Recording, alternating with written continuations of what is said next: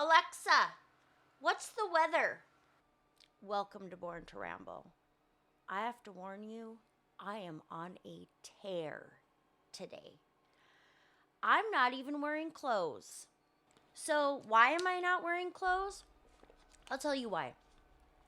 When I started this podcast thing, I thought, oh, I can only record on the days that I look pretty and I feel put together. And then I saw a video of a guy named Rick Rubin who looks like he just stepped out of a bus stop. Rick Rubin, haters gonna hate. I don't hate you. You're my inspiration. But I just said to myself after I saw your YouTube thumbnail, why am I putting so much effort into my appearance when other people are helping people manifest their destiny and they don't look like they put a lot of effort into their appearance? And that's really what we're hoping for, right? We all want to be successful without putting on this armor of phoniness. So here I am. I'm also wearing headphones today, and I don't know why. I saw some other people wearing headphones, and I thought, well, I don't have some big earmuff headphones, but I do have these that came with an MP3 player that I bought a long time ago. So I'm just wearing them. I'm just real grumpy today. Real grumpy. Instead of just complaining about the job report, I have some other things to complain about. So the first thing I want to complain about is this platform called Skool. So I'm trying to get on Skool because I want to teach creative writing because I'm a creative writing teacher. I've been writing stories since I was 3 years old. My first story was called Happy the Cat. Okay? Spelled H-A-P-E. That's pretty sophisticated for a 3-year-old. Maybe I was 4. I don't know. Anyway, I teach a creative writing class right now, but I have to go there, and I don't get paid a whole lot. So I would like to take this format, I would like to take it online so I can teach more people and make more money and not have to deal with, the job report. It's at first it was funny. And it was making for great storytelling fodder. But at this point, I'm just are you serious? I do have an interview tomorrow. I'm going to go to it. I'm going to make an effort on my appearance. So anyway, back to Skool. I tried to set up a class on there, and then I made a post about my class. And I immediately got a private message that said, you can't do self-promotion. And I thought, how do you get people to join your class? But I've got to tell you, I'm a little bit upset right now with Skool for disciplining me, because all I did was say, I am teaching a creative writing class, and if anyone wants to be in it, that would be so cool. And they're like, no, you can't do self-promotion. But meanwhile, there's 10,000 posts about how I got 10,000 followers in 30 days. And then you watch the video, and they never tell you what they're actually selling. They're just like, hey, here's me in my Under Armour outfit and my huge muscles, and I'm really good looking, and I got a whiteboard and a microphone, and yeah, I'm not self-promoting. What is the deal with all these videos telling you how to get more followers? So here's the bottom line about why my class creative writing is so important, and I swear to God, I'm not even trying to make a sale right now. I'm trying to tell you something without verging into a conspiracy theory. So everything is turning into AI. If everything is digital and if everything is AI, and one day the power goes out or one day the internet goes out and you can no longer access anything, what are you going to have? Do you even have books in your house? Well, I do. I'm not going to tell you my address because now you're like, I got to get to that house because she's the only person that has anything of value. I have books, and I have notebooks upon notebooks of actual written stories that I have written with these hands. These hands. I should cite a song by Jewel right now. These hands are small, I know, but they're not yours, they are my own. And so anyway, I think the reason that teaching creative writing is so important right now is because I want to teach people not only to use their hands to write, because there is a hand-heart-mind connection that happens when you write with your actual hands and your actual brain. But there's also so much, it's so important to write your story down because you don't know what is going to last after all this is over. I'm not too concerned about leaving a legacy, but that's because I already have a written legacy. I have buckets and buckets and buckets of a written legacy that I am going to leave to my son. I mean, whether it's in the form of Christmas letters or my diary or the millions of stories that I've written, I have something to leave to the physical world.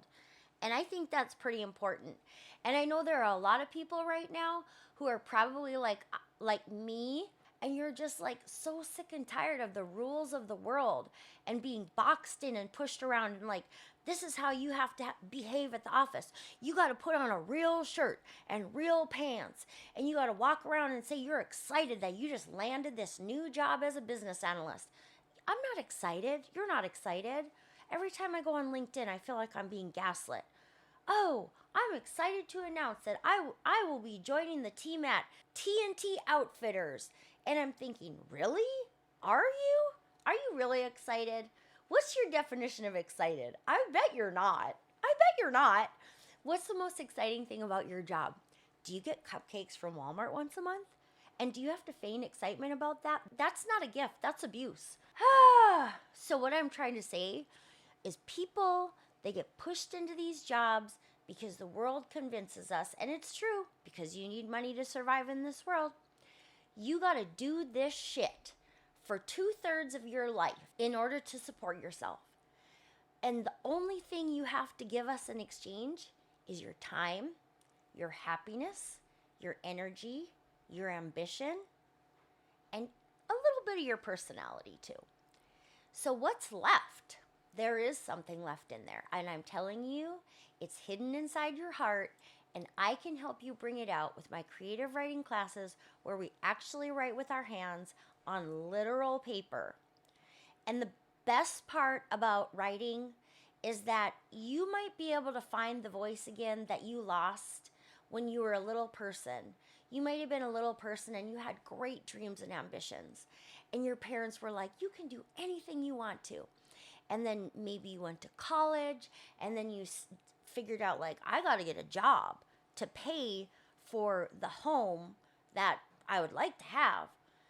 Well, but what does that mean? That means that your job is going to take a lot of your time, and you're going to have to just keep stamping down your dreams farther and farther into your heart that's getting blacker and harder. And the distance between your head and your heart, where your dream lives, it's going to get further and further because you're going to have to use your head to do your job, and you're going to get further and further detached.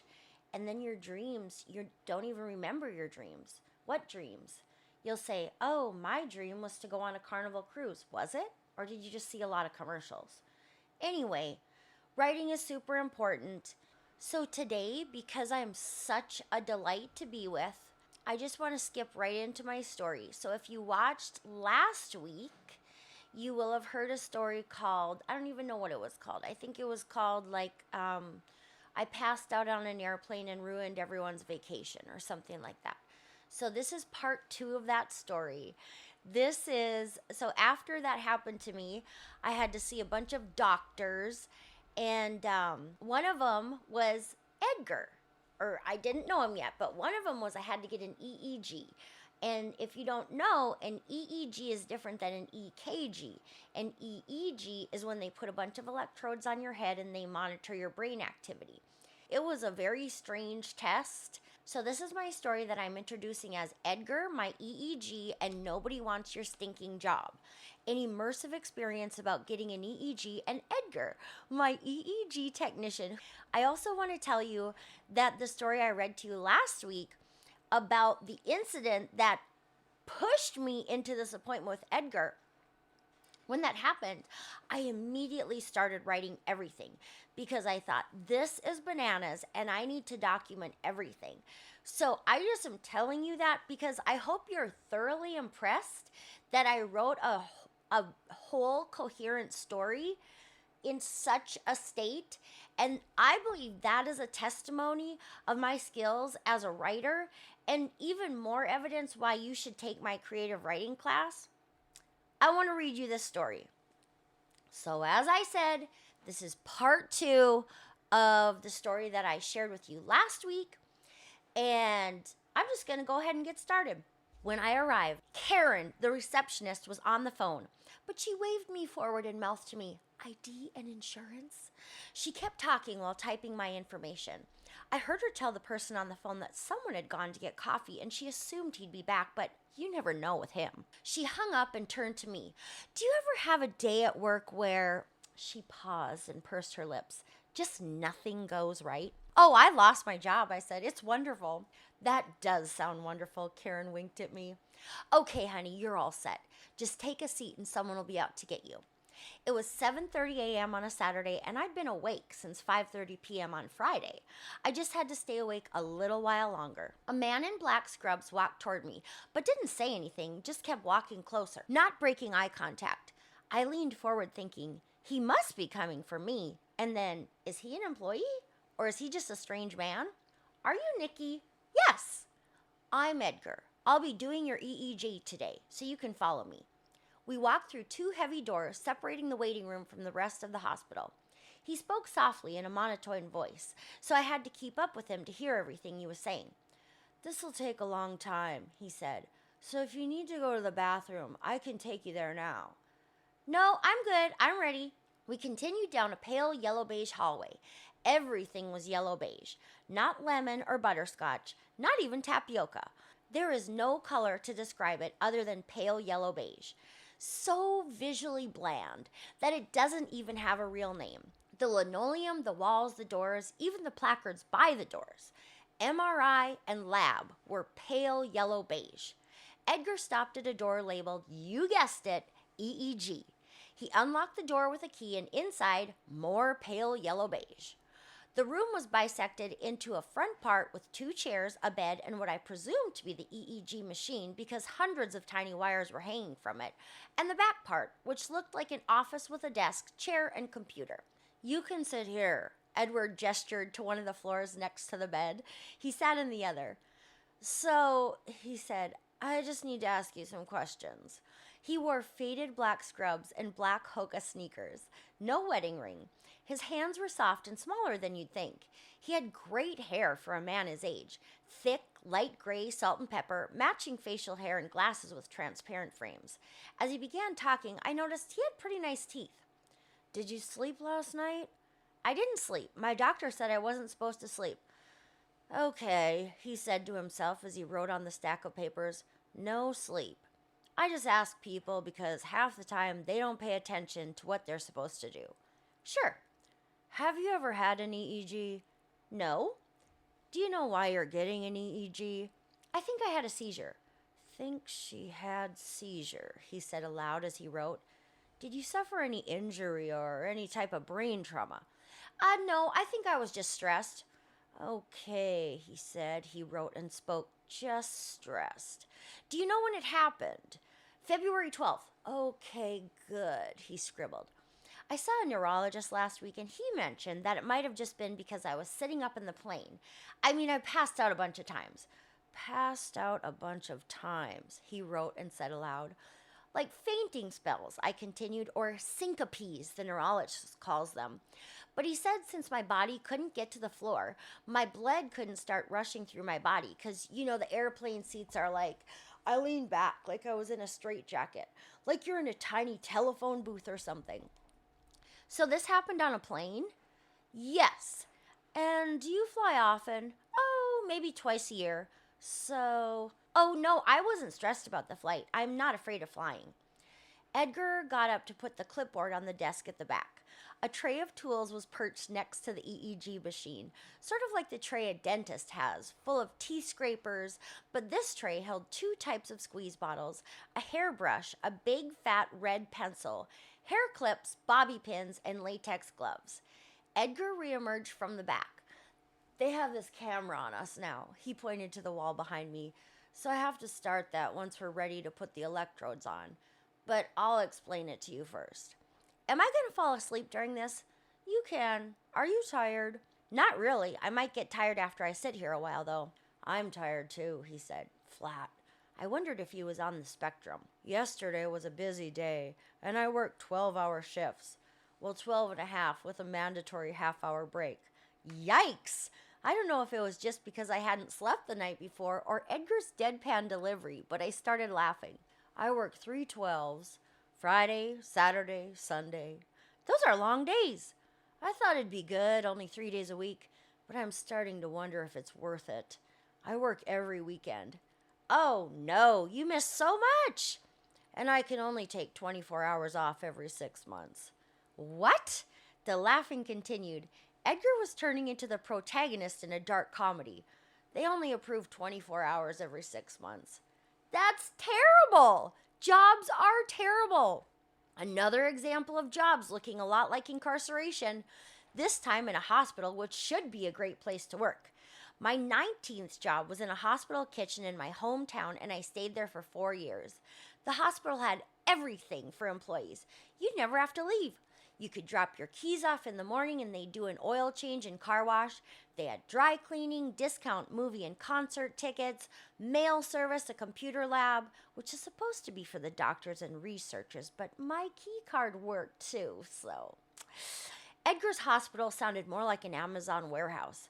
I lost my job in January, I said. I'm not getting another one. He looked at me but didn't say anything, and then, I'm going to be 62 in October. I could start collecting Social Security, but I'll get 30% more if I work 5 more years. Not worth it, I said. I don't think I can do this job for 5 more years. Do not give them 1 more minute. Once I turn 62, it'll be like 1 day at a time. He looked at me with his eyes wide to let me know this was serious. I noticed his facial hair was groomed, and looking at him again, his transparent frames plus the clipped beard, I imagined he could be quite fashionable in regular clothes. Edgar turned back to his hairdressing tray. I have 1 bad day and I will not be back. He was moving things around on the tray and then fingering the wires on the EEG machine, but didn't appear to be actually doing anything. All the tools were still on the tray. All the wires were still hanging there. My aunt retired after being a nurse her entire life, and do you know what she did? What? She just called one day and said, I'm not coming anymore. Well, I have a strategy. He lowered his voice. You know the big guy, he gestured to somewhere out there, outside this tiny, pale, yellow beige room. He takes off all the time, long weekends and summer, Thanksgiving and Christmas. So, he lowered his voice again, I'm just not coming in the week of Thanksgiving, and then I'll come back on Monday like nothing happened. I drew back my laughter, quiet enough to still hear him. He finally cracked a smile. And then if they fire me, well, they can't fire me. Who are they going to get between Thanksgiving and the New Year? He started whisper laughing, trying to keep a straight face for the camera. Who's going to train a new person? That is an excellent plan, I said. So yeah, just till after Thanksgiving. I'm going to turn the camera on now, so we have to watch what we say. Edgar went back to the office space again and continued talking to me, but it was hard to hear him from behind the glass.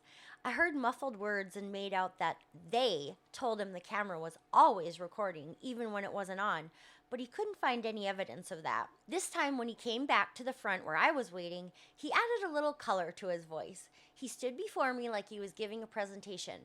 I've turned the camera on, he said. We're beginning the test. And what is your name? Nikki? I laughed, confused. It's for the recording. He barely rolled his eyes and then looked to the camera with a fraction of a smile. Where are you? Washington Regional? What year is it? 2026. Good. I'm going to explain the test to you now. He grabbed 4 giant Q-tips and held them in my face. So I'm going to use these to apply this prep. He held up a white tube. He held up the big red pencil. I'm going to use this to mark off sections of your head where I'm going to place the electrodes, and then I use this. He held up a tub of something that looked like wax. It's stickier than toothpaste, but not so sticky it'll pull your hair out. He went on for a very long time about what he'd be doing with my hair, very serious and soft-spoken the entire time. It's sort of like the opposite of going to a salon. You're going to be pretty messed up when you leave here. I should be recording this, I said, thinking about the story I wanted to write about Edgar. Oh, no. No recording. He lowered his voice. Only they can record. Edgar worked in silence for a while, and I could feel him piecing through my hair and drawing with the red pencil. He said, what should we talk about? It's not as fun when you can't talk about your boss. I can tell you about my boss, I said. It was so bad I had a seizure and ended up here. It's a lot easier working on clean hair, he said, as if he hadn't even heard me, instead of hair that's packed full of blood, dried blood. What? But I guess if you're getting paid to do surgery, you can't be expected to clean up your mess. You do this on bloody heads? Oh, yeah, this is much easier. The outpatients are much easier. Like you. You came ready to go, followed all the instructions. Wait, what are the inpatients? People who are already here. Like someone might come in after an accident or meth withdrawal and the doctor wants to get a reading. They might have a head injury and go into surgery. Then they come to me after the surgery. Are you the only one who does EEGs? No, there are 5 of us, but I'm the only one on weekends, and I'm the supervisor. The supervisor. That is shocking, because it took me forever to get this appointment. Edgar went back to work for a while, and I closed my eyes. Closing my eyes more than a few seconds, I could feel the fatigue wash over me. Oh, he said, I just found out my cat has diabetes. Oh, no! I took her to the vet yesterday, so I guess I have to give her insulin shots every day. Oh, poor thing. She's 13, so she's a little older, but I hope she'll stick around for a while. My last cat lived to be 19. I haven't had much luck with cats, I said, recounting the lives and deaths of Aura, who had a stroke and died at 3, Marty, who left at 11 and never came home again, and Tasha, who I had to put down at 10 because of kidney failure that wasn't diagnosed until she could hardly breathe. I have Pete now, I said. He's a savage. And we got a puppy named Tootie. She's 5 months old. I had some little dogs who lived next door to me, and they would bark constantly. But that stopped when I figured out they were allergic to antifreeze. How do I know if my neighbor's dogs are allergic? Well, you don't ask, you just test it. And then he just carried on. Yeah, so after Thanksgiving, I'm not sure where I want to live. Maybe another planet. Are you from here? No, I came from Minnesota. I had a lawn care and snow removal business there. How did you end up here? He paused. I could feel it coming. Something about a woman. I knew it because he wasn't answering. I moved to Houston, Texas, he said. I waited for the part where something would bring him to Houston from Arkansas, but he said nothing more. Why do they always avoid it? Just tell the truth. So, but how did you come to Arkansas from Houston? Oh, my wife's job. After she retired, she thought it'd be nice to live on Beaver Lake. See, I told you. Your wife's retired? Yep. What did she retire from? Education. Oh, yeah, she's been everything. She was high up in college administration. She's been the dean, the president, even higher than that. Wow. So you can imagine the in-laws are not fun. I laughed. Why's that? Are they nerds? Well, they just, when the woman makes more money than the man, it's uncomfortable. Oh, I see. Happens to a lot of guys now, where the woman makes more. A lot of my neighbors, but these other guys, they just lie about it. Really? My mind flashed to my favorite Facebook page. Are we dating the same guy? Where women post pictures of guys they are dating, considering dating, or have dated, or worse, married. Then they give the details on whether or not the guy is decent, and 99% of the time he's not. This page is where I learned about the term hobosexual, which is a guy who uses his charm to live with women because he doesn't actually have a home of his own. Hobosexuals often live with their mothers or have jobs that require a lot of travel. Oh yeah, so there's this guy in my neighborhood who tells everyone he owns a chain of banks. So I always ask him about it when I see him, but he still won't tell me the name of the bank. Edgar's phone beeped, the theme from Looney Tunes. Okay, he said, you're all ready. So I'll need you to not move too much because if these things come out, we'll have to start all over. Okay. He stood in front of me facing the bed. So I want you to get up, sit on the bed, swing your legs over, and then slowly lay down, and I'll guide your head onto the pillow. I got up and stood where he had been, slowly moved over enough to get onto the bed, and then reclined as slow as I could. Are you cold? Oh, yes, I'm always cold. Okay, let me put this blanket on you. He unfolded a thin blanket, more like a sheet actually, that had been on the foot of the bed and put it over me, tucking in my feet. Are you still cold? Yes, can I have another? He turned and rushed back to the office part, returning with another skimpy sheet like blanket and put it over me, this time tucking it under my shoulders. His phone beeped again. I'm going to turn the lights off and leave you here for 30 minutes. Go to sleep and I'll wake you up when it's over. I closed my eyes, but it was still too cold, and my mind was buzzing with every wild thing Edgar had said, trying to retain all his one-liners for a golden short story I'd write when I got home. The Looney Tunes theme played again. As I lay there, Edgar's phone went off consistently through the entire 30 minutes, each time striking me as funny. I mean, I hadn't heard from the Looney Tunes forever, but then I'd try to stifle my laughter in case it was messing up my EEG results. At the end of the 30 minutes, he came to take my blankets off, pulled the entire set of electrodes off of me in one fell swoop, and sent me off with my head covered in what felt like several wads of gum. I could hardly wait to get home to write this story for you. Edgar, on the other hand, was only on the second hour of day 2 of his 12-and-a-half-hour shift. How many other heads would he work on? How many times would he think about making it just 7 more months, just till after Thanksgiving? By the time Thanksgiving comes, I will have been, by definition, unemployed for almost an entire year, but I will have written at least a dozen more stories about the ridiculousness and idiocy of work and all the wonderful people trying to see their way out of it. The end. Thank you for sticking around for the entirety of this episode. I know that I am not well today. I'm hot, I'm grumpy, my money's running out. I don't know how to work Skool without getting in trouble, but I'm just gonna keep showing up because that's what all the bros say. That's what all the guys with the microphones say. I've got nothing more to say. That's it. Bye. Welcome to my fucking show, bitch. Test, shit, sandwich.